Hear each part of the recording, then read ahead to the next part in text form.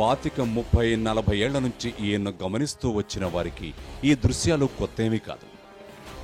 మొదటిసారి గెలిచి ఎమ్మెల్యేగా ఉన్నప్పుడు ఇలా చుట్టూ జనం కనిపించే దృశ్యాలే. డాక్టర్గా ప్రాక్టీస్ చేస్తున్నప్పుడు అవే దృశ్యాలు. మెడికల్ కాలేజీ స్టూడెంటు, అంతకన్నా ముందు PUC విద్యార్థిగా ఉన్నప్పుడు చుట్టూ నలుగురు కనిపించే దృశ్యాలే. అవును, నిజం, జనమే నిజం. ఇది వైఎస్ రాజశేఖర రెడ్డి నమ్మిన జీవన సత్యం, రాజకీయ సత్యం. అధికార పదవుల్లో ఉన్నా లేకున్నా జనాకర్షణను స్వంతం చేసుకున్న వైఎస్ఆర్ 3 పదుల రాజకీయ జీవితాన్ని తడిమితే ఎన్నెన్నో విషయాలు, మరెన్నో విశేషాలు, అన్నీ ప్రజలతో మమేకమైనవే. ఎమ్మెల్యేగా ఉన్న, కొంతకాలం మంత్రిగా పనిచేసిన ఆయన సామాన్య జనం బాధలనే పట్టించుకున్నారు.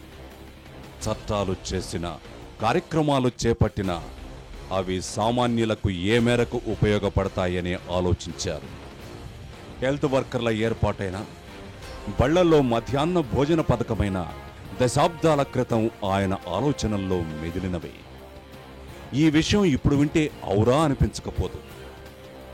ఓట్ల వరకే సామాన్యులు, ఆ తర్వాతంతా పెద్దలతో రాసుకుపూసుకు తిరగడమేనన్న రాజకీయాలకు తన డిక్షనరీలో చోటు లేకుండా చేసిన వైఎస్ పై ఇప్పుడు సామాన్య జనం ప్రశంసల జల్లు కురిపిస్తున్నారు, కృతజ్ఞతలు ప్రకటిస్తున్నారు.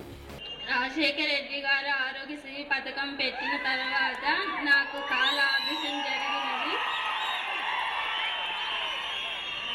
2008 వరకు నేను వికలాంగిని. ఇప్పుడు బాగా నడవగలుగుతున్నాను. ఎన్ని జన్మలున్నా వైఎస్ రాజశేఖర రెడ్డి గారు రుణం తీర్చుకోలేనేమో. రాష్ట్ర రాజకీయ చరిత్రలో, ఆ మాటకొస్తే దేశ రాజకీయ చరిత్రలో ఇంతగా సామాన్య జనంతో మమేకమైన నాయకుడు.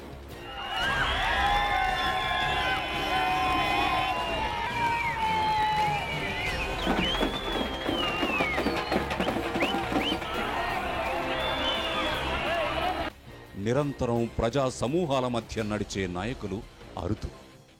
ఆ అరుదైన నాయకుల్లో ఒకరు వైఎస్ రాజశేఖర రెడ్డి.